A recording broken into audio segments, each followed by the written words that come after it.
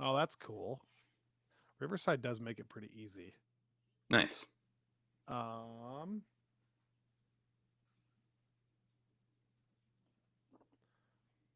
Give me Mm, 1 second while I throw that link around to some places. Um. Oh yeah. No, you're good.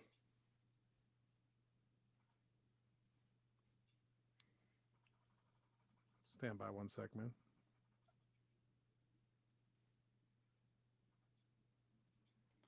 Bum, bum, bum. Post that in screen Mm, here. mm. You ready? Otherwise. Oh Oh, and yeah. here's the link. By the way, click here, right here. Oh wait, me. No, no, no, no. That was to that was to Instagram. 1 second.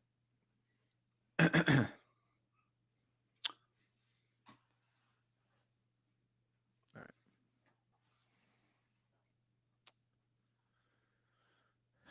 I think we're live. I got to figure out one other thing, which is I need to mute. How can I monitor the chat without hearing myself 5 seconds delayed? Oh, there we go. Sick. Live stream chat on the right. Do you have that access Yeah, too? there it is. Okay. Nice. Yes. So that must be the YouTube chat. Okay. You love to see it. Love to see it. Okay. Are you ready?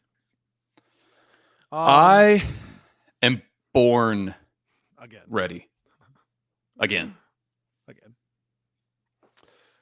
All right. Welcome in, everyone, to a brand new episode of Friends from Work. This is a podcast about all things in the Marvel Cinematic Universe, and it's a podcast that's hosted by myself, Kyle Sconowell, and my longtime friend from work, Robbie Earl.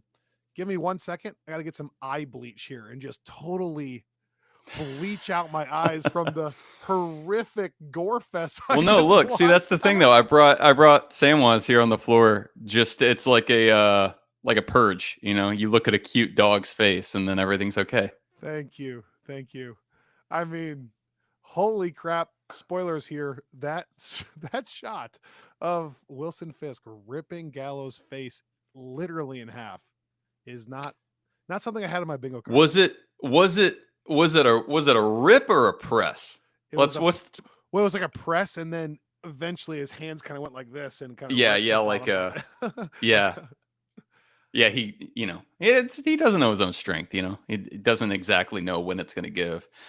I was watching it with Candace, and the moment that Gallows' knees hit the ground, I was like, "Oh yeah, yeah, he's about to crush his head in his hands." And they're going to make us watch it. This is not going to be one of those like, "Oh, you hear a squish and blood flies." It's going to be like, "No, we're going to train that camera right on it. Just that right was on the goods." legitimately horrific, right? By far the goriest thing we've had in the Oh, I MCU. mean, I loved it. It's your I know that's your favorite thing. I always Here's what forget you about have to that. remember, Kyle. When I watched Iron Man for the first time all those years Yeah. ago, I was just praying that we would get to this point. In all seriousness, though, it was we talked early on in the season about the kind of throwaway line, Fisk like killing, crushing someone's head in his hands, and we asked whether this was something where the like whether they were referencing an event that we had seen from the Netflix series or whether this was some off-screen thing we hadn't seen. But I talked about how it was kind of if nothing else, like a fun reference to a famous plot point within the Ultimate Spider-Man series. So it was, Well, now you got you to know, see it. yeah, it was Now you that. It was it was like that meme of the person hold that was me right there, holding the eyes man. wide open. Hey Rob, real quick, is your mic clipping or am I just hearing it clipping? Make You sure know it's what? set make sure it's set the same spot just so Yeah, that we there we don't go. do an okay, We're at so we we're don't at do an hour and then okay, perfect. we're at a normal volume here. Okay. Now we are. Does that sound right? Yeah, that sounds better. Thank you. I just wanted to make sure we didn't. Yeah, I feel like off the bat before we get into the meat of the episode, since we just opened with it, I mean, if anyone's concern was that this show was going to Disneyfy Daredevil on the violence front. Yeah. I mean, I No. no, no. Okay, where do you want to start here? Welcome everyone joining us. I love it. Let's freaking go to this finale. We got what we asked for, which is the height of Fisk's powers. Yeah. Matt kind of at the most broken. Things are not in the right spot. It very much felt like across the Spider-Verse, or what is it? Yeah, across the Spider-Verse, where let's start a band. I'm getting Oh literally the yeah. words, I need to get a team together. I mean, that gave me chills. I'm freaking ready An for this army. team. An army. What? I mean, so the army could be the Defenders. The army could be Spider-Man. Could be She-Hulk. It could be it could be a mix. Miss Marvel. Maybe he goes and takes that dinner with Kamala. Like Yeah. I kind of love that idea. I don't know how that hit you, but like that. I don't know. This is how I wanted it to end. No, I mean it's a perfect setup for the the Devil's Reign storyline that they've kind of been pointing towards this entire time. The reason why we keep bringing up the Chip Zdarsky run, Mm-hmm. because that is sort of the show off between or showdown between the like Fisk anti-vigilante task force, within the comics, the Thunderbolts there, uh and the heroes. Again, in Marvel Comics, you can be a lot more liberal in who you bring in. So in that comic, it's like the Fantastic Four, and Sure. what I don't think we're gonna get in Daredevil season 2, but Doesn't never say write never. stuff. But I I mean, do wonder, like, do you think that we are actually gonna get like a full vigilante team up, or is he kind of pointing, like when he comes out into Josie's, it's just like the kind of anti Fisk contingent of the cops, it seems like. mhm. Which I was wondering if he was going to literally take off his mask there and be like, look, we need to rally against this. He doesn't, but he's still getting that kind of team. I think that was implied that he's putting that team together.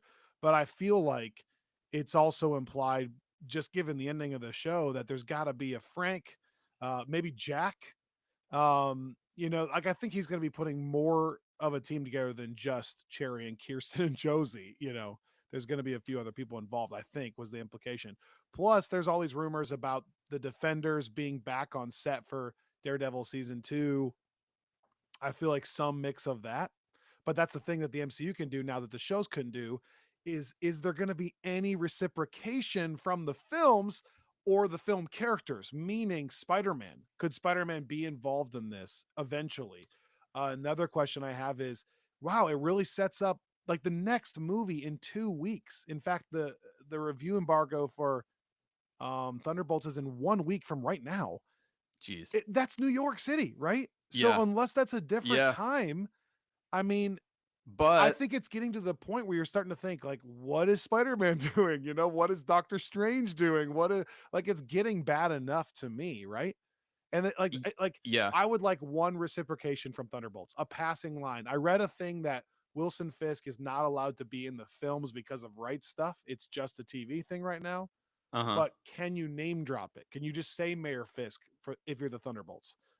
Something to say like if they're about to go through this and the void Oh, in you like a know matter what? of a That couple of makes weeks. sense.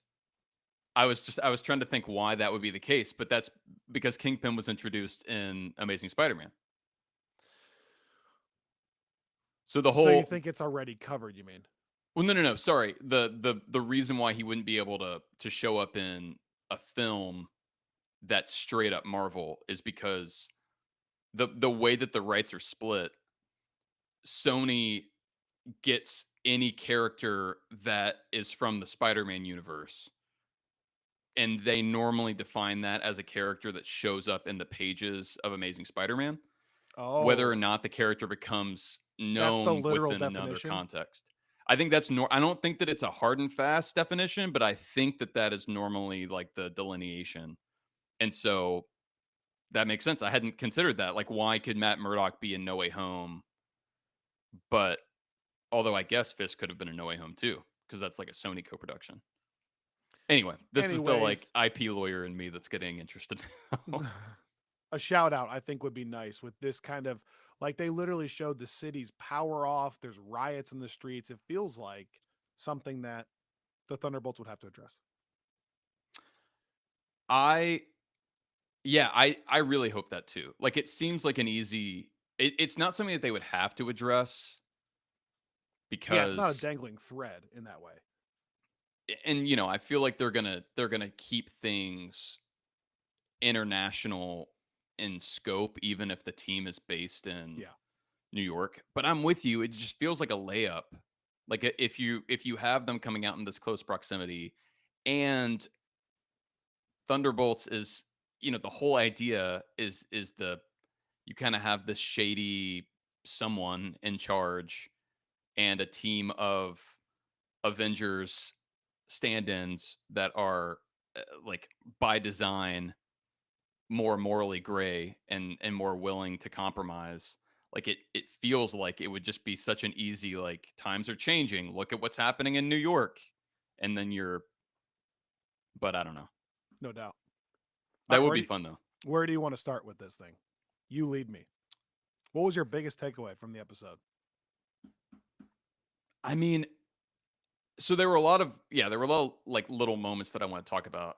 I think for me, weirdly, uh, it felt both like really heavy, but also like weirdly encouraging for me, almost like on a personal You note. psychopath. Well, just because it's On a like personal note. there one, I love Daredevil, and I love seeing Daredevil. Like I love seeing a good Daredevil episode. Like there's something in that I just is always going to get me fired up. No doubt. But also, You just love all the killing too. So that's the thing. I yeah, love perfect the fit. killing. No, I think that it's like it's an important thing to build up a villain in this way Yep. that feels it's so earned like we talk about which is really impressive because they've now done versions of kind of building Fisk up and you would think that they had kind of played that already, like that Mm-hmm. there was no more work to be done there. Mm-hmm. But if anything, by the end of this, you feel like it. I think it's the most that I've ever hated Wilson Fisk. Choo. Like because like a lot of the value of that character is there's a part of you that's always like not rooting for him, but kind of respecting Oh gosh. what he's accomplished, and All right, Heather. you are supposed to like empathize with him at certain points, and they like they found a way to make him as like one of the least powerful like villains within the MCU physically, like one of the most terrifying in just this season. And I think that is really like that to me is impressive, but the reason I say it's weirdly encouraging is like the to build up a character like that and then to like end it with that moment of Daredevil like we can kind of take it back and just showing that like the real villainy there is not just in like a super powerful like alien, but it's in some like the like depravity of someone that's willing to crush everybody else under their feet to get whatever they want, that is willing to like label anyone that disagrees with them a criminal, that is willing to just like sick like lethal forces on anybody that they view as potentially even like leaning in the opposite direction of them on anything. Like that to me is like that's a terrifying person. And so there's something about seeing Daredevil stand up to that that is kind of like heartening to me, I guess. Encouraging. um, encouraging for you personally. Encouraging for me personally. It's a weird time out there for the rule of law. So it's Jeez. nice when you see your classic superhero lawyer. I loved the subtle twist in Matt's character with what they did with the ending. That Karen Yeah. actually essentially talks him off a ledge from just bursting in and beating a bunch of people up and probably dying, which is kind of his MO at this point. Yeah. The fact that she talks him off that ledge and he decides, you're right, we can take this back. The reference about the thousand suns or whatever that he sees. I Hmm. really liked the ending of that. And then the other thing for me is it was just really good to see Frank again. I think that Frank brings out a really fun, in a weird way, side of Daredevil that you just really can't get. It's kind of what we talked about with Foggy. It's a little bit of a different thing for Daredevil where you just can't really get it unless he's around. And so their dynamic of, are you going to take a bullet for him? Well, what about this guy? Boom, just shoots this other guy Yeah. instead. Yeah. And then he's like, you are awful. But then they still joke like this. That's again where I like the Disney Plus side of it. Like Matt making the joke of Yeah. calling shotgun, for example. So I thought Yeah. that Well, it works with Frank whenever he's on camera, and I want to get to Karen in a second because I thought that entrance was spectacular. yeah, and I totally agree. That's one of the things that I was going to talk about, kind of on the nitty gritty. Like I loved everything about Matt and Frank's chemistry in this episode. Like, one, I And appreciate that Frank and they are, Karen's. but I like that they are kind of, they're building on the history of the prior seasons, and I think, building on things that we haven't seen, that we don't really have to see, like assuming that there's been some ongoing contact with Frank and Matt. But I think what the Netflix show would do in, like, in that apartment scene, Matt would make such a big deal about how Frank is killing people, and it would be such, like, a moral crisis debate moment, and we want that for Matt. Like, that's a lot of what makes Matt an interesting character in juxtaposition to Frank. But there's also a point where it's like Careful, belabored, Neil's sitting right here. Careful. and you you want to let it be, like like let the scene breathe and let there be some movement. And I think that, like, I respect the fact that Daredevil is fighting and not just constantly trying to stop Frank from shooting people. Like, he is getting mad at Frank for shooting people, Mm-hmm. but there's almost this level of, like, understanding, like, Daredevil's not going to kill anybody, and he's not going to, like, intentionally allow Frank to kill somebody, but he's also not going to play like the like choir boy role forever. Right, and it's just straight up fun to have them kind of working together as friends and not Yeah. arguing about that a little bit. Which I also thought was kind of interesting that they ended the show on that that Karen and Matt dialogue where she kind of talks about that a little bit. Like Matt says, like the thing is, I've had this darkness, I've let it creep in. Did you interpret that any other way, by the way, other than I didn't know if that was a little bit of symbolic of what you're just talking about, which is that he's a little bit um not okay with killing people, but it was like it was a slight change of character, I thought, in that. You know what I'm talking about? When they were talking at the very end, and he says the thing Yeah. is, I tried to keep the darkness out, but I actually let it creep in. Was he then Oh. like repenting from that, or was he saying like I'm going to be different now? Like now I can be Daredevil. Hmm. I need Yeah, to I watch it mean, again. no, I think that like, no, I know the scene you're talking about. I think I'm thinking about, again, the Zdarsky run, and how there are a couple of key moments where he kind of, again, it's this question of, like, is Matt, and Karen gets into this, like, is he Matt Murdock wearing the Daredevil mask, or is he Daredevil wearing a Matt Murdock mask? And Yeah, if he right. is Daredevil at his core, what does that mean? Like, is he, like, God's righteous warrior, or he actually just like a depraved, like, violent devil? And Right, but so, I thought that was a little bit symbolic of him embracing that he is Daredevil at his core, not Matt. yeah, well, and I think you're right. But I mean, I Hence think that him that's opening what, the door and just showing himself as Daredevil. yeah, which is maybe not necessarily, like, where he's going to land ultimately, but I feel like it's the natural next step. And I love it because that's what we've been asking for the whole time. Like, will we just get Matt being Daredevil? And I think that the moment I'm talking about, and the Zdarsky run, is kind of halfway through, where he basically just abandons the Matt Murdock identity entirely.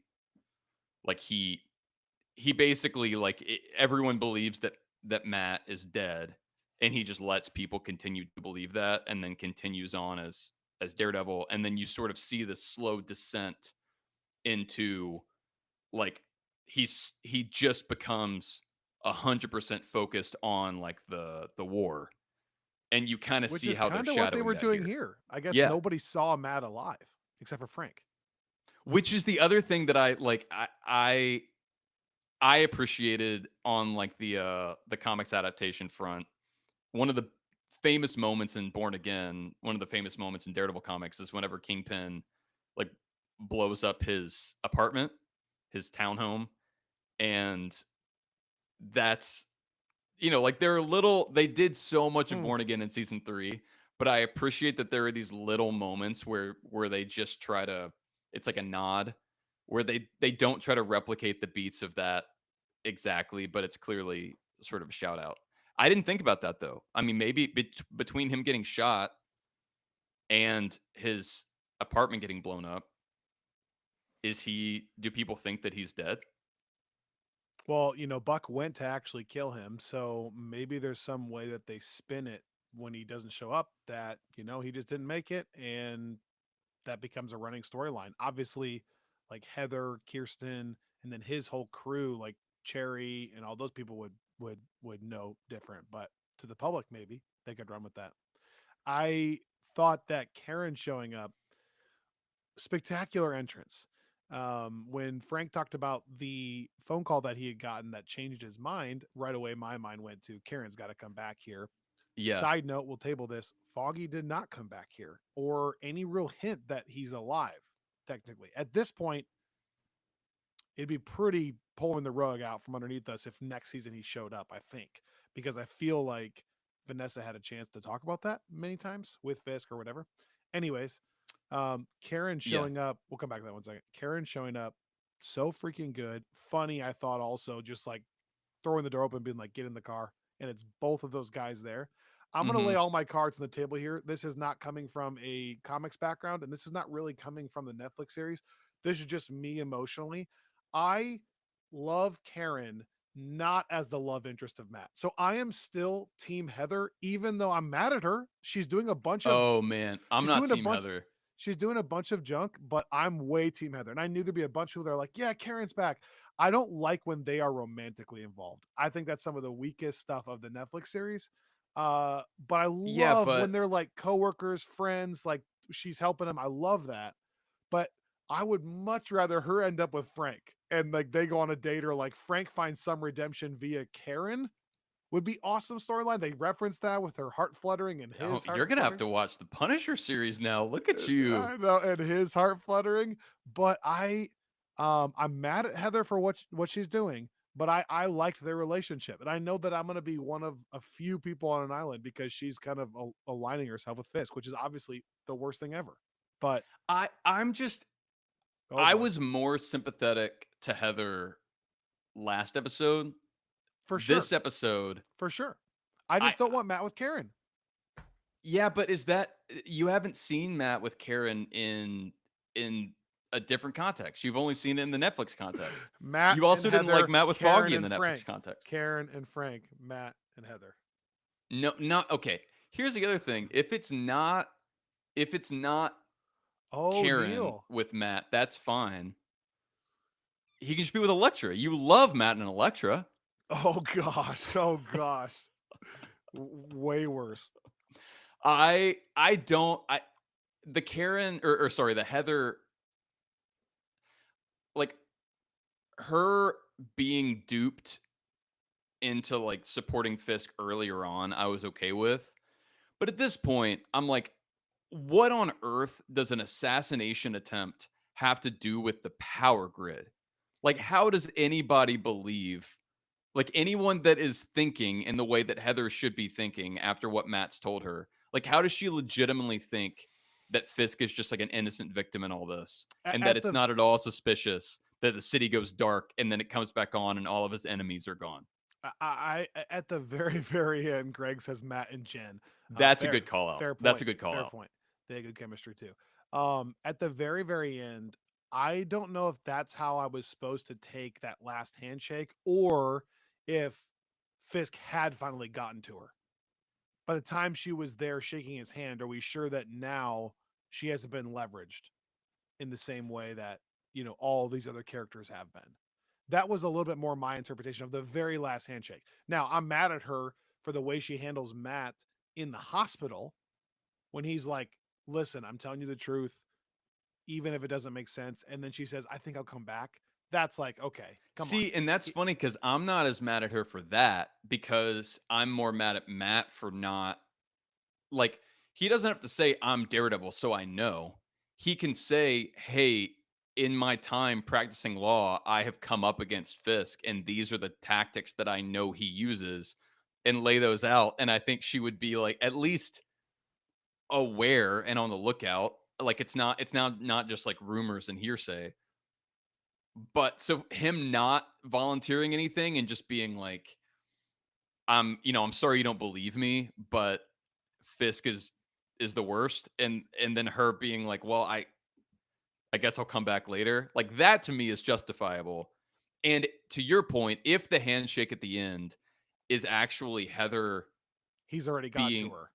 or if she's like a step ahead and she's trying to stay close to like because she knows what Matt's told her and she's trying to be not necessarily like team Matt, but she's, kind of got one foot on both sides of the line. Like that I would appreciate a lot more.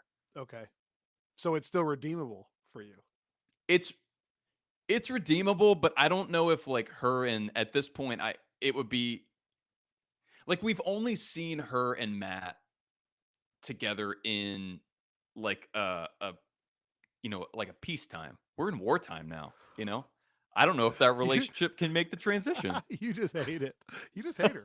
Well, agree to disagree. Can Um, can we talk Frank about one more thing with Frank and Karen would be really fun. Go ahead. the I see I just well, can we Why talk not? about Why not? From the Netflix show, she was defending him from the get go. Immediate chemistry there. What's your problem with all these relationships? Jeez. I I'm not opposed to Frank and Karen. Okay. All right. That's all I want to know. I'm not like I'm not oriented towards it yet, but I'm not oriented away. I I did want to talk one more time about the break-in scene Please. because the two things. Frank shooting that One, first guy in the face with a shotgun. The first man, shot. all the Frank stuff was so good in a way that I felt weird. Like I felt weird being into, but also like they You made this kill squad of guys like so villainous that for sure. They like just kill those dudes. it feels like the end of the Batman You kind of where want you're just like, you kind of want yeah, Powell to get it right. Yeah, just to yeah, get it. oh Yeah. man. It was It like at least there felt were good when Frank stood up to him. By the way, sorry. no, so that's what I You was gonna you say. Like clowns.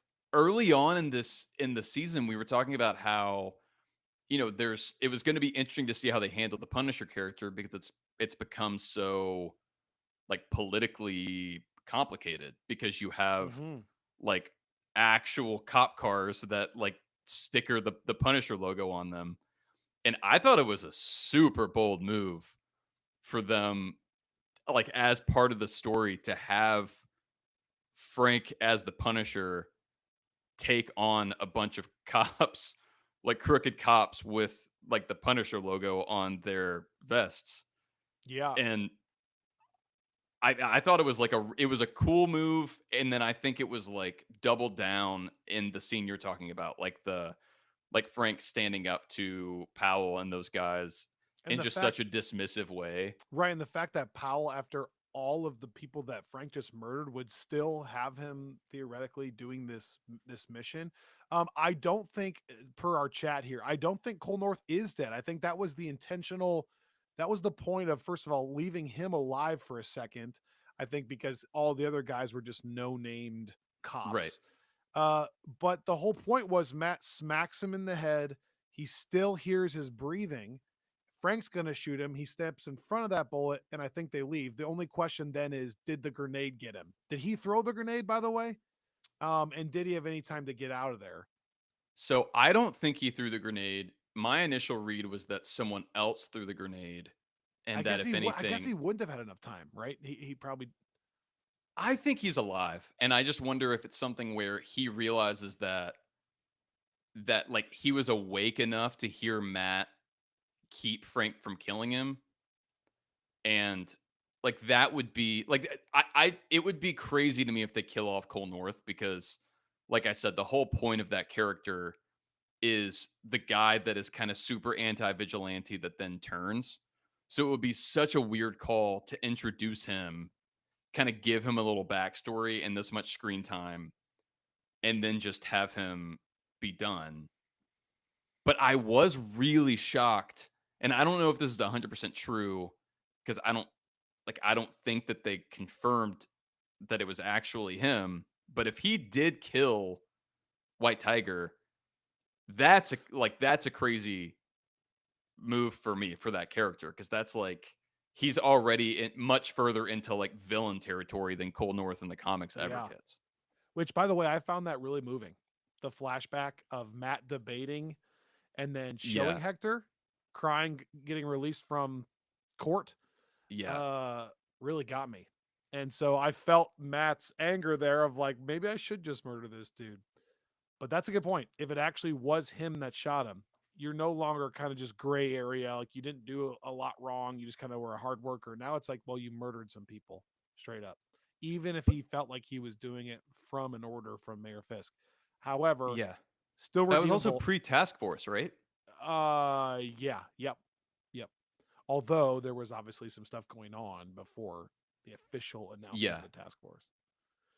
Hey, let's quick take a second to tell people about one of our new sponsors, Homage. And this is Ooh. actually super exciting. Uh, so here's the thing. I was going to wear my stuff today too, but I got the wrong size. So I'm still going to show you. Homage makes incredible merch. And when I say incredible, I'm talking like, Rob, how good is that print job? Like, Okay, check this so out. I told you, Look at this yeah, Spider-Man shirt. I mean, how sick is that? when it first came in, I was like, that's the first thing that popped out when I opened the package. Like it's because you start to pay attention to these things as we make our own merch and we work with different folks. And this is far and away Yeah. the best printing, other than the Friends from Work merch, Yeah. obviously. But setting that aside, and Here, props to Greg also for finding Homage originally, and he's the one, at least for me, he's the one that introduced me to that company back when they were doing some Deadpool and Wolverine stuff. and here's what's extra cool to me. Couple things. One, they have actual licenses. So the merch you're getting is things like you're wearing a comic cover or just the legit Spider-Man logo. Like they don't have to beat around the bush with it. So they're Yeah, licensed providers. But here's their thing. I actually have friends that use Homage for sports. So I yeah, got a yeah, throwback Mariners shirt here, which is incredible. So I didn't know like when we found them, I have non-MCU fans who buy all their sports gear from Homage because you can get like throwback NFL jerseys and baseball stuff, and it's they got a lot of cool stuff. So I really think you should check it out. If you're going to check it out, please use the link in the show notes because it benefits us and it benefits you.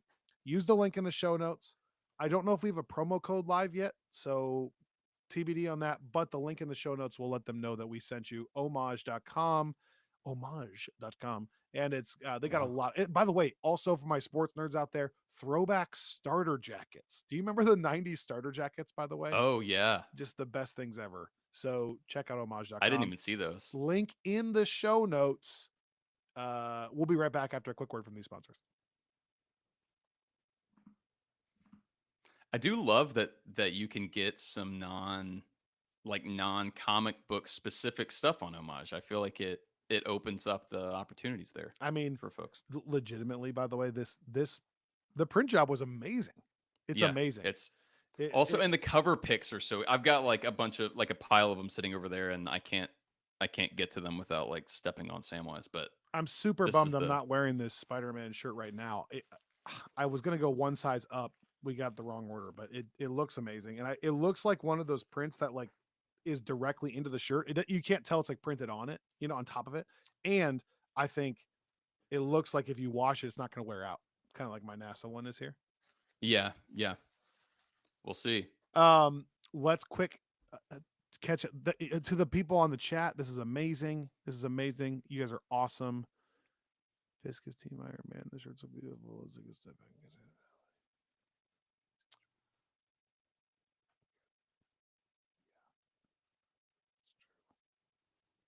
Yeah, Danny. I guess for me, it kind of depends on how deep or how far it goes, right?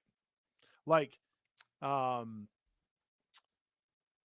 like Fisk right now is a street level. Actually, let's talk about that one second. Let's talk about this one second. I'm gonna come back. All right, so during the break, I was reading our YouTube chat, and Danny says this. I'm going to read it. Let's take a real step back and consider this. Fisk winning and being anti vigilante is huge, but none of the heroes outside of the street level would even care. The Avengers are legally backed.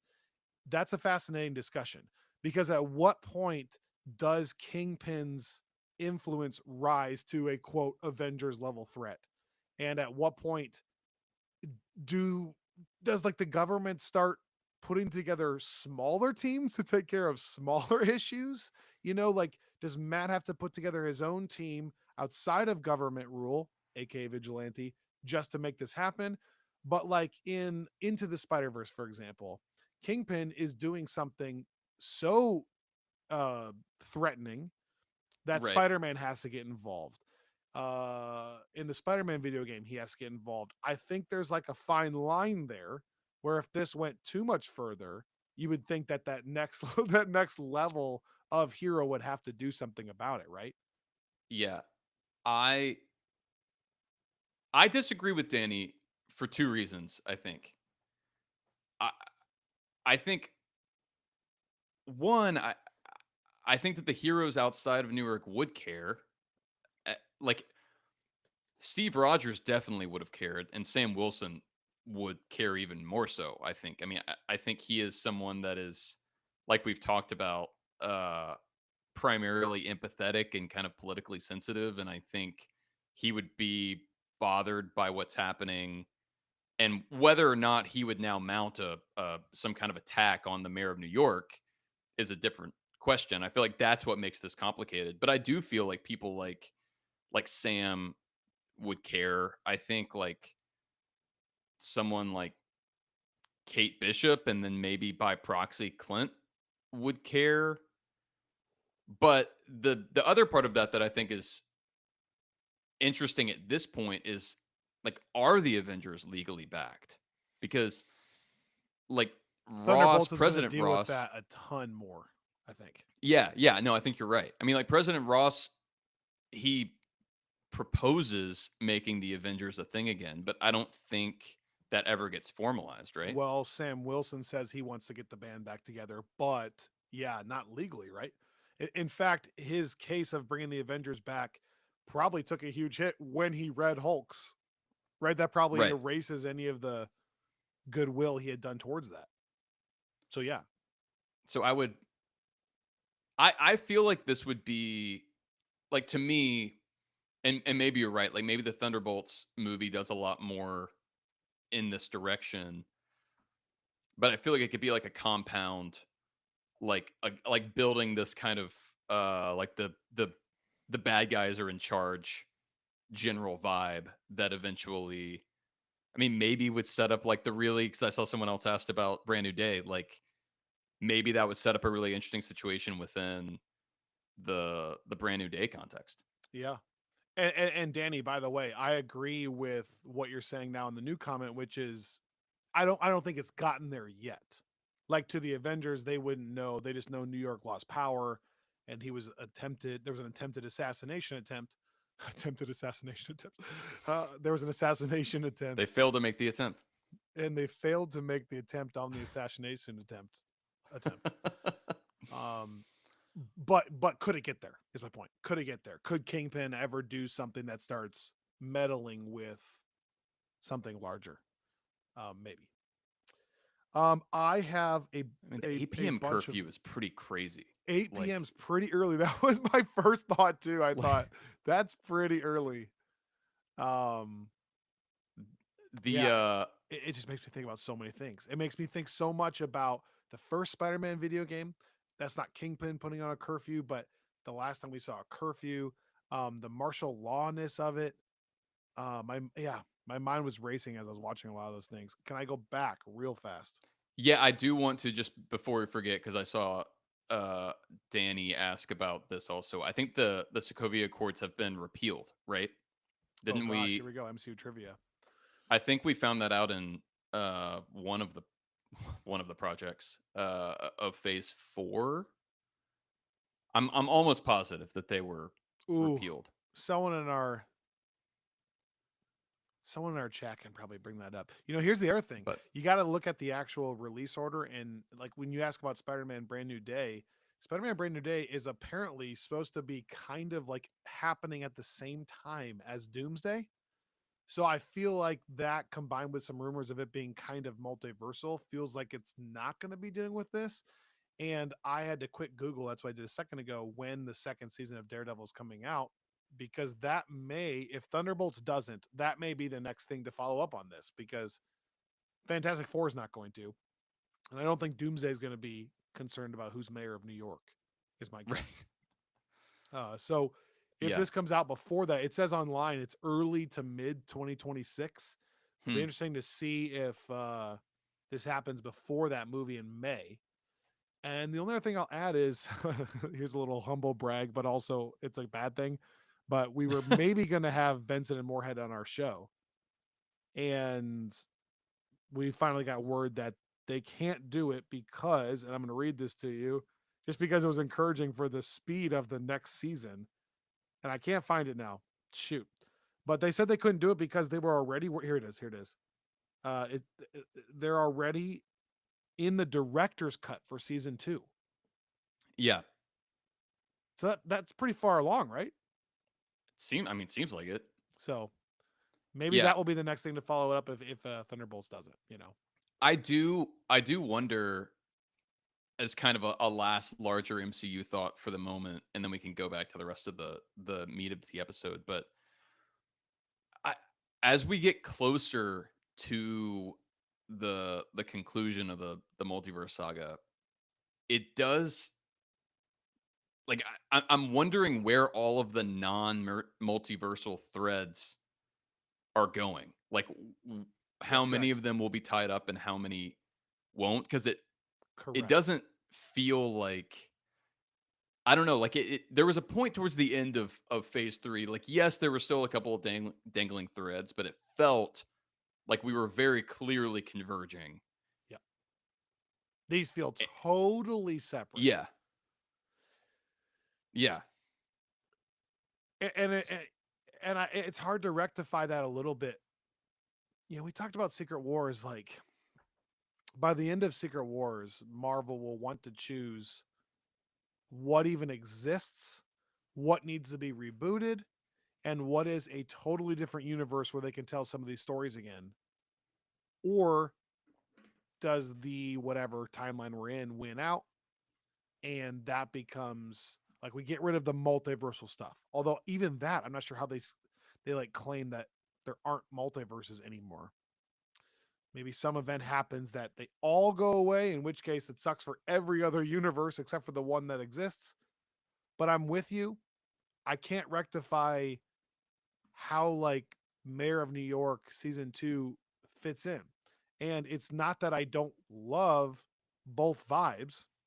It's just I feel like I don't know if you were saying this, but like 7 years ago, I felt like they could do both vibes, but we ultimately knew they were kind of converging.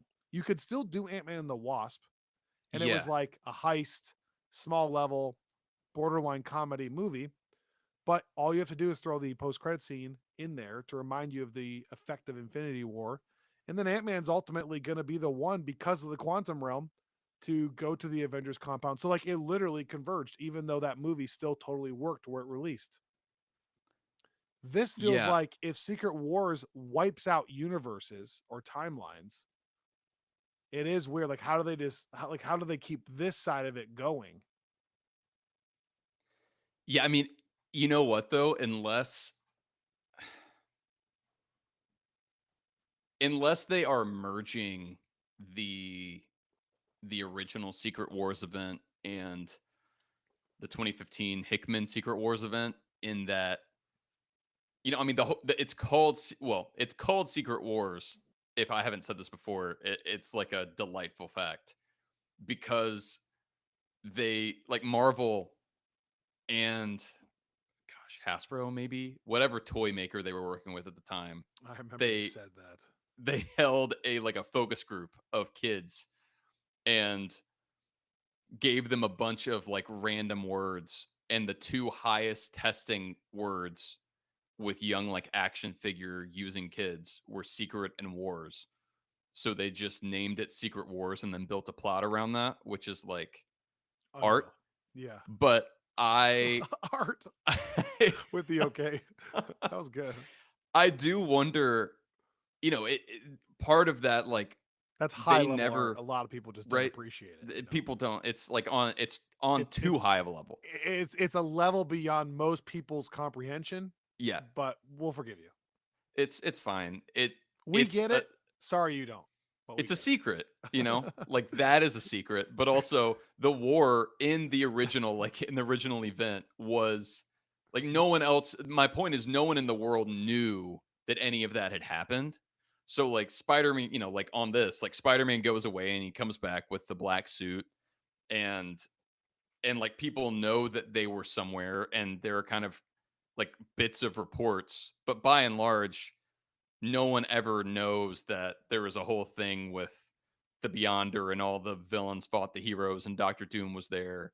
So it actually is kind of a secret. And then in the Marvel universe, like the 2015 version, I think ultimately everyone forgets that it happened. But it is like a cataclysmic, like the world ends, and people are very aware of that. So maybe they're merging them in some way where there is, an ability to go fight like a multiversal battle that doesn't impact people in the 616 in their day to day, which I would almost prefer because we're finally getting out of the post blip trauma where I'm like I don't know if I want like the average New Yorker to now be confronted with like the annihilation of their entire universe I and the saw existence of their multiversal self. I think one of our Discord listeners has a running list, and chat help me out, has a running list of what people, an average citizen of New York, would have gone through at this point. And it is, I mean, at this point, rent's got to be the cheapest thing ever to live in New York. Otherwise, you got to be moving. You got to go to Yeah. Baltimore or Buffalo or something. Just get out of there, get a little bit of space from DC, New York, and stay away maybe from San Francisco and LA, and you should be good. I thought you Head were over saying to you got to be Chicago. moving. Like, if you're going to live in New York, you have to stay physically Well, moving that because that if you too. sit still, you might experience an alien invasion. They're just getting through these riots, and now they're gonna have the void just literally wiping out, canceling people instantly as they. Yeah. So it's just a tough existence there, man. Rent better be $800 a month for a nice place, otherwise. Okay, I got some really quick. Just these are so just spur of the moment, sporadic, no order thoughts here. And correct me if I'm wrong on any of this stuff.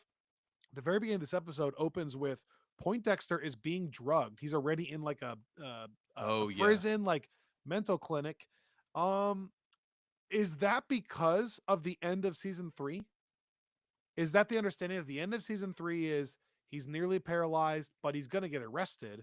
He gets the back surgery, which somehow kind of revives him, but he was in jail or a mental health clinic for um his schizophrenia or whatever it is. Excuse me for whatever the word is. I'm blanking right now.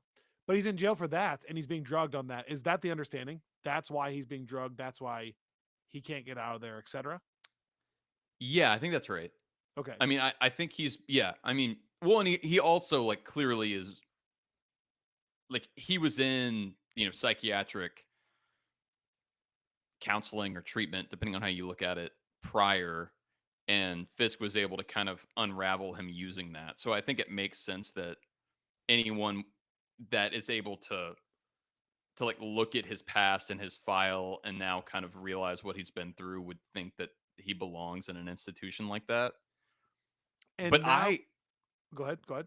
well, no, I was just saying I loved that scene for filling in those details and Yeah, no, it for was good. showing how Fisk got out of the end of season 3, which was one of my big things coming into this season, and Hawkeye. Like, how is Fisk not in jail after what Wait, Daredevil. I missed that. I must have been taking notes or something. What was the Well, explanation? so there's the line when she's like, "My husband was able to get out because of the like corruption within the FBI, like the stuff that like basically what Nadim was able to show was like it revealed like a my takeaway was that like it revealed a larger issue with the bureau such that it invalidated like the entire process.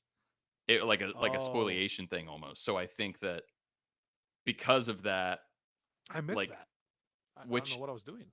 I need to watch it again and make sure that my understanding was correct.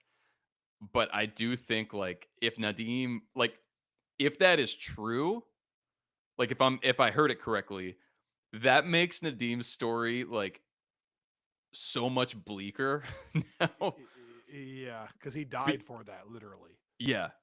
I mean, yeah, he would have died anyway, I guess, but it was like it to me, I appreciated that they at least attempted to show like this is why Fisk is no longer in jail the next time you see him or like isn't in jail the next time you see him. Just because like it felt like no one had addressed the fact that at the end of Daredevil season 3 it seemed like he had won Yeah. over Fisk and then we see Hawkeye he's just Uh, back out in his Hawaiian shirt.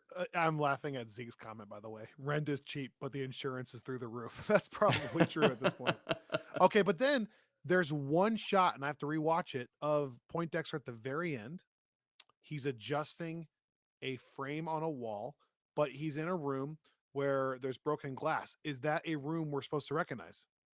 Did he go back to a specific place? It has to be a spot. I wondered that. It has to be. There's no way you include that detail unless it's like, what am I I missing? didn't. But also, I thought you were going to say that you love that he's still at large. Like, remember when you asked, "Do you think Oh they'll bring yeah. Bullseye back?" I was like, "No, they're not bringing Bullseye back." Not only did they bring him back, he's still back. He's Yeah. probably going to be in season 2, and Oh, he's he's doing a definitely going to be great in job, season by 2. the way. He's so And good. and it's kind of fun to have him on the table again. But I am interested if our chat can help me out. What was the room he was hiding in, and was there any significance to that? Like I didn't know if I remember in his apartment meant a lot. Like he you saw like the kind of OCD stuff which I relate to within his apartment, but also like I can't imagine that that would still be something that he can just walk into and that like whatever scars from his last days that like because like Daredevil broke in or yeah, like in season 3 Daredevil breaks in and he finds out and I feel like he like tears his apartment apart. So I thought at first maybe it was that. At one point I thought maybe it was Matt's apartment that he was like going to Matt for help. I don't think it was Matt's, and I don't think it was his season 3 apartment. It wasn't Okay. set up the same way. This is so dumb, but I distinctly remember, like, if you walk through the door, the kitchen was there, then his dining room table was to the left when Matt like goes through that. There wasn't a window kind of right behind it with a frame. So if they're Yeah. trying to say it's the same, it doesn't feel like it is. Okay, Yeah, this go ahead. maybe it's just like a random location, but it did like I had the same thought, but then every time I have that thought I'm like is this me looking for the engineer in WandaVision? Oh god, the aerospace engineer. Um, this is a really quick side note. We haven't talked enough about how cool the Daredevil Born Again logo is. Just for the record, like With whenever the the music city? stops and then the city at the bottom Yeah. of Daredevil, kind of Yeah. like illuminated, really cool. I kind of liked how Fisk handled Matt taking a bullet for him. You talked about how he's not going to like that, and he was Yeah. totally right in that. Yeah, optics wise, if he had succumbed to his wounds, that's going to look a lot better. Like this Yeah. guy who's now anti-vigilante, he can paint him as a hero for saving the mayor. So I thought that was all perfectly written. Isn't it like I guess maybe I'm reading too much into it, but I don't know. I feel like the show is kind of inviting us to read into these things. Like do you think that the average New Yorker is buying the message that like that anyone that does anything bad is a quote unquote vigilante? Because it's like Muse is not a vigilante. Like Muse was a serial killer, and maybe you could argue that he was a vigilante, like because they're equating that with like a masked person, and Muse wore a mask. But Bullseye isn't even that. I mean, he's not. Everyone knows who he is, and he's just out there shooting people. In what? That's not a vigilante. That's just like a terrorist, like a lone gunman. So how is Fisk able to keep using these things to like build momentum towards his anti-vigilante thing? Like it's not as though there's some moment where, like again, for instance, in the Here's the comics, kicker. It doesn't matter. That's what's so frustrating about Fisk. It's like it yeah, doesn't matter what the average New Yorker thinks anymore because anytime someone has some kind of resistance, they disappear or whatever. So even the city council is now putting two and two together. Like, oh, we're screwed because they're going to find some leverage. But I'm yeah, sure there are a lot of people that regret voting for him at this moment. But what are they going to do about it anymore? That's what makes it so oppressive. yeah. No, that's true. That's true. I think that is the like again, that's the encouraging thing at the end is you realize like there is this resistance and it sets Daredevil up as like the line that actually like hit me and I don't know if other people thought it was like too on the nose, but the city without fear line I thought was so perfect You loved it? and Okay. I Good. loved it. I Good. loved it. Like I I didn't thought it know if was you were going to call that out for being a little on the nose, but I love that you. I loved I it. could see people thinking it's like a cheesy line. But to me because of like what this like the season earned it and Daredevil like as the across 4 seasons I think has kind of earned it because the whole thing has been this battle between like is it Matt City or is it Fisk City because they both say that it's their city and they both get very protective of it and like at the moment that Fisk is asserting control in the most aggressive like obscene way. I love this idea that Matt is he's not saying, "Oh, this is no, it's my city. I'm taking it back." He's saying like, "No, this is a city without fear." And I think it's this like again, it's like an empowering like this is what Daredevil is. Like Daredevil is like it's the conversation with Karen. Like you don't like in some ways you don't have to be afraid of the dark and you can embrace the dark. But at the same time, like that means it, it's like staring the monster down. And I think that it was like I'm sure that I don't know. Maybe it's cheesy. It worked for me though. I'm so happy for you. It worked for me too. Chad is talking about Sheila, which, if the understanding was that Sheila actually recorded Gallo, was that your understanding? And she Yes. turned it in, and she's outside the office crying, not because she's afraid for her life anymore, but because of what she did to Gallo. Tragic story, but also a little bit of a twist because I thought she was a goner. And now she's kind of all in. It very much is a shout out to our chat again. It's very much like the FBI agent lady that I'm blanking on in season three Oh yeah. Yeah. because her kids are held hostage or whatever, forced to do these things. It feels like now same situation. She doesn't love that she's doing it, but she is outnumbered and she is toast if she doesn't do it. But also that's gonna she's gonna carry that one. Especially when she finds out Yep. that his head got smashed, slashed, When ripped she apart. watches episode 9, she's gonna Yeah. wear that one. You know, That's when yeah. the documentary comes out and she sees how it went When she down, watches the assembled episode. she, and they show the special effects that was used. Um, that's such a dumb dad joke right there. Um, I'm curious. Did you feel like the action sequences slapped, or were you still unsettled? Because for a while you were a little bit unsettled about some of the merriment and choreography and merriment in the show. And Yeah. I thought like the Mad apartment fight was awesome, and then them jumping Yeah. out of the window and using the grapple hook was awesome, and then the Yeah. explosion was awesome. Did you feel that, or were you still uneasy with it? No, I'm totally with you. I I still think that one, I said this before, the season 1 stuff that I pointed or episode 1 stuff that I highlighted originally actually was way better for me on my second watch. And I think that the directing in these last 2 episodes has been like I think Neil actually pointed out that some of my concerns in episode 7 maybe were more directing than choreography. And when I went back and looked at it, I think that that's right. Yeah. And I have not felt that at all in the Benson Moorhead episodes. And this was like the best action.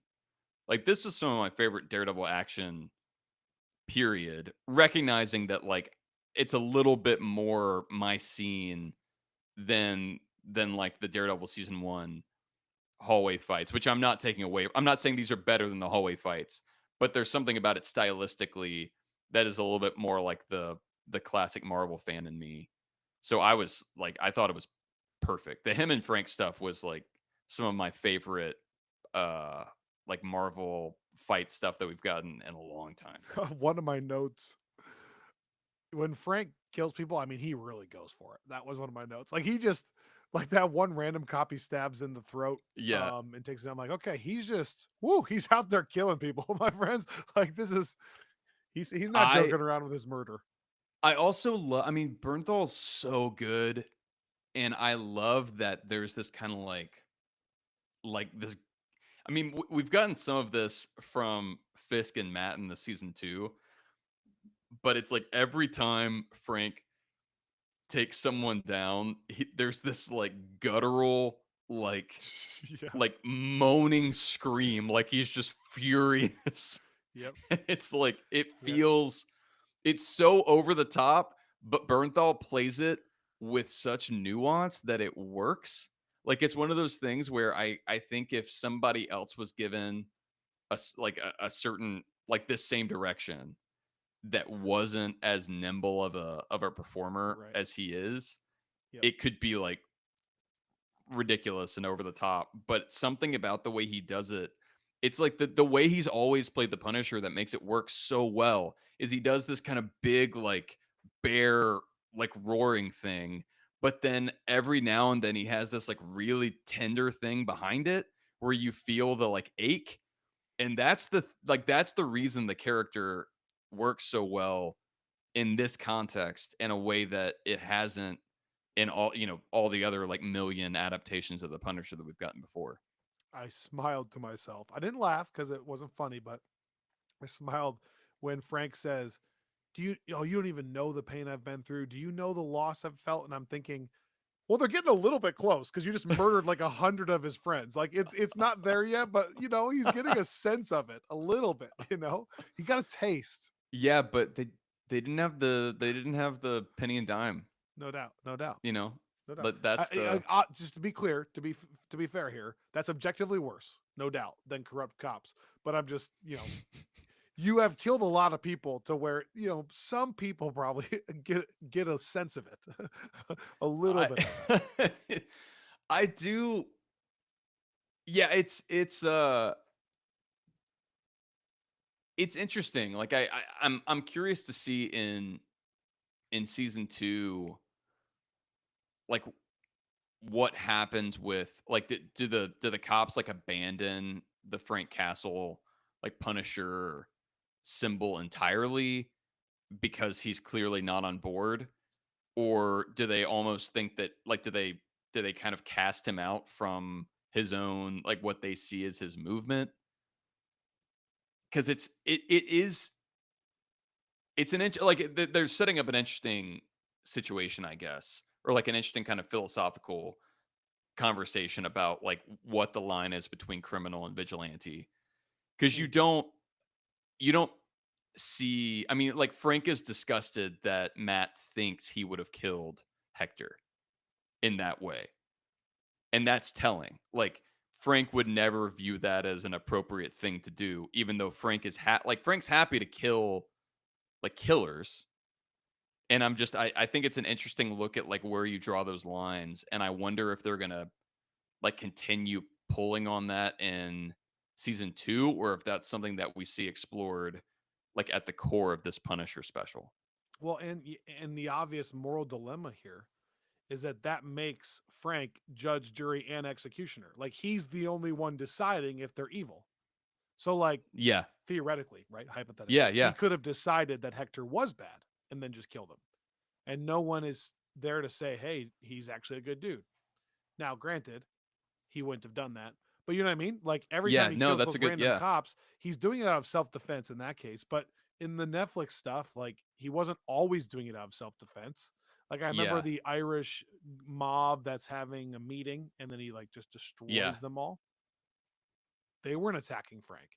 So that just makes Frank, it's all up to him whether he feels like they deserve life or not. And so obviously that could hit a Yeah. weird a weird hitch if you kill someone you that didn't deserve it or never got the trial. Hence the Matt, you know, bringing up Which that point. does yeah, I mean maybe it creates like I mean I the way that I've seen Bernthal talk about this special so far, I think it'll be fascinating if he gets to dig into that question.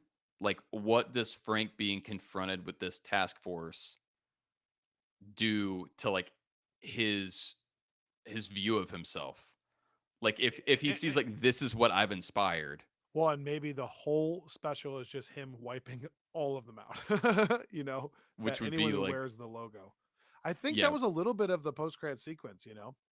So He that's because he yeah, kind of plays on the fact that that guy might talk to him because he's kind of a celebrity to those yeah. kinds of people. Which he again does such a great job with. Like you almost you know what he's doing, but you buy it a little bit in the moment. I also thought, like, I noticed that Jack is in one of those cells at the end. I don't know how many other people in those I need to go back and look at it. I don't know who all would be like a vigilante versus just like the center. But I do wonder if that is part of like the seed for this like quote unquote army that Daredevil's trying to build. Like if For sure.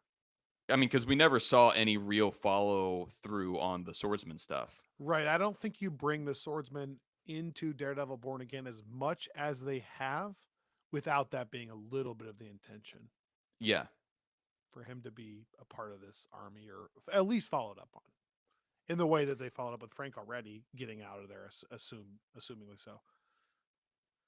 I'm Okay. gonna be so fascinated to see season 2 and then look back on season 1 for that reason.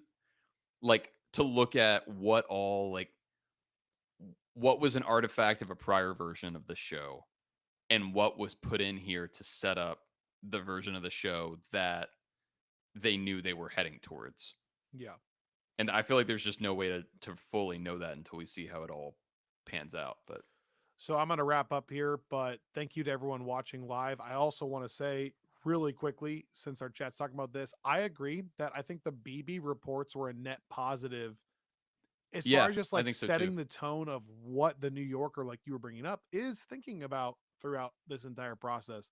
And I am kind of, I hope they don't drop that. I'm excited to see what she's doing and how she feels like she can be a part of this army and, on a media front. Um, and I do think it helps set up the riots and all that stuff. They got to see that. Do you think that BB like they made a point of showing Gallo tell her about these files that he has? Do you think that she's going to wind up getting access to those, or does it even matter at this point? Like, who is she going to take those to in in the city? I mean, even if she publishes them, like, does it matter if Fisk controls Yeah, I don't everything know. anyway? Maybe she can get it out of the city and make it a big deal elsewhere, Yeah, I mean, if or maybe like yeah, just making some of those other level of heroes aware of this. Maybe. yeah, Um, if the 8 p.m. curfew isn't enough. Yeah. I thought You the know, Spider very Man's not gonna abide by that. yeah, he does most of his work at night. I thought that it was a little bit interesting that Matt is narrating the final sequence and just what shot they chose to go with what person. Because he says, like, whether they're weak, and they show somebody, or strong, and it shows Heather. And so I didn't know if that was a little bit because the choices were intentional. Yeah, I yeah, don't know if he's just saying like she's a strong character, or if it's implying more there. So that and the BB reports at the end were just kind of interesting to me. So it should be noted. Um, yeah. Neil wants Claire back. I don't know if we need Claire back. Um, I'm down for Clearback. I'm not anti Claire, no doubt. As Would I'm you take wrapping, Matt and Claire if it means no Matt and Karen? yeah, Okay, fair. it's not that I don't like Karen. I think their chemistry is better as like a dynamic duo working and friendship. Um, even the Yeah, very beginning of this season when they're flirting, I'm a little bit. It's not poorly done. I just am not team. What would that be? Marin or Cat? I'm not team Cat. Um, I just want this audience to know that, believe it or not, the review embargo for Thunderbolts already releases next week. So if you're listening to this, you have 1 week before you're going to start seeing some reaction to that. I will add that generally, we don't know this, tends to be a very positive sign. If they're going to put the review embargo that early, it's partially because they think the reviews are going to be so strong that it will help generate more ticket sales. A lot of times, the Madam Webs of the world, the review embargoes the day before because they're hoping people buy their tickets before they hear how this goes. Now, that's an overgeneralization, but I also say that to say we're going to be turning the page almost immediately. Um, a reminder to Austin listeners that we're going to be doing some live event stuff around Thunderbolts in Austin, yep. specifically at Austin Books and Comics on Saturday, May 3 in the morning. So we'll give you more information on that on all social media outlets and Discord and all that as soon as we get more details. But literally, once this episode is posted, Robbie and I are going to have a phone call to turn the page towards Thunderbolts. And that means Saga so far. That means it's securing our screeners. That means what episodes are we going to record when I'm with you in Austin? Because I'm going to be with you for like 4 or 5 days. Like how far, how much good stuff can we get done? The live event, Austin Books and Comics, our friendly reminder on YouTube. Basically, we'll have time, no doubt, to talk about Daredevil and rewatch it and reflect on it. But for the most part, for the next couple of weeks, we're turning the page really quickly to this massive movie that's coming out. Anything you want to add? No. Kathy is better than Oh, nice, that's better. nice. Uh, no, I just because we are about to turn the page. Oh There yeah, are a yeah, yeah, ton of Thunderbolts thoughts that I could get into, but I'll save those. I just now that we're done with yeah, this yeah. first Good call. Good season, call. I'm just I'm really happy with the way this played out. Like Yes, even I was gonna say that. all all of the like, oh, is it gonna be two whatever? They're making this left turn. Is it troubled? Like Yep. I just I feel like every I'm so glad you're saying this. yeah, it's just it's what I wanted it to be. And it makes me really excited for season 2. I love the note that they ended on. Like Mm-hmm. it's like a really kind of epic. Like we talked about this last week. We talked about how Disney Plus, or at least Marvel Disney Plus finales are often where these shows falter, and that part of what made the Loki season 1 finale so strong is that they had the luxury of not having to wrap everything and being able to build towards something else. And I think that this is such an excellent example of exactly that. Yeah, totally agree. And that was my last note that I had forgotten. So going back to this, yes. And here's my thing. I think two things can be true. Benson and Moorhead did an amazing job, and I think that their episodes were slightly elevated over some of the other direction. But in hindsight, the show finished with 88% on Rotten Tomatoes, which is a very high score. And in hindsight, I don't think it felt nearly as disjointed as all the hype led us to believe or Like there was so much talk about it, and I really don't Yeah. think it was a case of they tossed all this stuff out and thank God Benson and Morgan came in and saved the whole thing. Otherwise, it'd be unwatchable. Skip the middle episodes. It's like, in my opinion, totally not that. Like No. there was still a lot of stuff that you need to have happen. You needed to see Matt trying to fight off that that that that desire to be Daredevil. You had to see Fisk fight off his desire to be Kingpin. Like I don't think you'd be Yeah. feeling the rise to power nearly. It would feel so rushed if we didn't have a lot of what they did in the middle sections.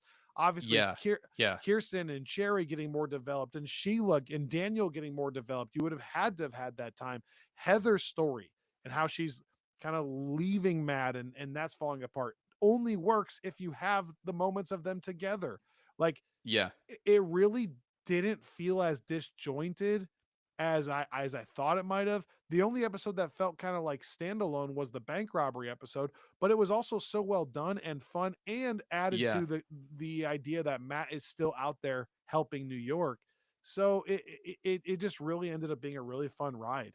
We'll have to come back and rank it a different time, but I Yeah. felt like for the most part it was excellently done, and it probably only gets better once it's all Benson and Moorhead. But like, don't take that as a statement of this was a waste and oh they messed the whole thing up. If only we had them the whole time. Yeah. I think it still was really, really, really, really, really good. No, I mean, I think the framing that they did, or reframing was important. Like, I think opening it how they did with Bullseye and rooting that and kind of a reveal here at the end. Like I said, I think that it's really clever what they did to still like use what was there and not feel like they had to like scrap all of it, but instead to just kind of reposition it. Because Right. I think it allows the good stuff that was already filmed, like the bank stuff, to shine, but in sort of a different light. But remember But how I much we love the Hector stuff and the courtroom oh stuff. yeah, no, for Like, sure. would have been a Yeah. shame to not get that. It was also just like I think it would have been a shame to again fall back into these rhythms of the Netflix show that I am not dogging because I liked that show, but again we got 3 long seasons of it, and it is a slow burn of a like let's watch like just things move towards a state of corruption, like it's this kind of like ongoing entropy. And I think that if this show had just been that, like, okay, Fisk is elected mayor and now he slowly like moves the city into darkness and we're just watching with rising anxiety, like that is there. But I like that that's there, and we're also seeing Matt like engage in like on a daily basis, like go and meet like Miss Marvel's dad. Like that is a like that's Yeah. something that you wouldn't Yes. that I'm sure some people dislike this show for doing, but I think is an important thing to keep it from just being like so much of a grind all the time. A Like it doesn't grind and a always need to be totally that. unconnected grind. Yeah, yeah, exactly. I agree. This has This been a really is fun journey. this is to me like, and I'm so excited for season 2 because I think it's going to be even stronger. And I think what they're looking to adapt is so exciting for me as a Daredevil fan. But this is what I would have hoped for. Like when we first found out that that Marvel Studios was going to be doing a Daredevil show. Like this is like all of the things we just said. Like this is everything I would have asked for. So No doubt. I'm ending this very happy and very excited to turn to Thunderbolts. And it was legit like prestige ish as far as I will tell my friends about this. I mean, if Yeah. you liked the Penguin, I think you will like this show. Yeah. Um, in closing, thank you for listening, Neil. I also love the shout out to Angela at the very end. I think that's important. That's like when Matt's narrating, I was it looking shows for the Heather, amulet. but it also shows it shows Angela. So like that's not the last we're gonna see of that character too. Thank you for listening. Thank you for subscribing. Thank you for supporting us. Be sure to check out Homage and order some stuff using our link in the show notes. We'll share that link on Discord. We'll share that link on social media. and it supports us. It supports them. Thank you for listening. We love you guys. We'll see you next time right back here on Friends from Work. Thanks, YouTube chat. That's fun, man. Oh, Robbie's chatting now. I love it. Oh man, I'm a chat troll over here, just lurking. Yeah, we'll have to figure out. So it's for sure tier one for me. I think I would still probably go WandaVision, Loki season 2, Daredevil Born Again, Moon Knight, Loki season 1 is probably my order. That's probably where I'd slot it, but you and I don't have to come to a consensus anymore because now we can just get away with saying tier 1. Um Yeah. yeah. Wow. Oh man, I was going to try to edit this tonight, but I'm going to go to bed. you should go to bed. Thanks guys. We really appreciate you joining us. That's fun. Episode will be out probably around lunch tomorrow. Robbie, I'll call you. Yeah, Thanks, guys. and Thunderbolts.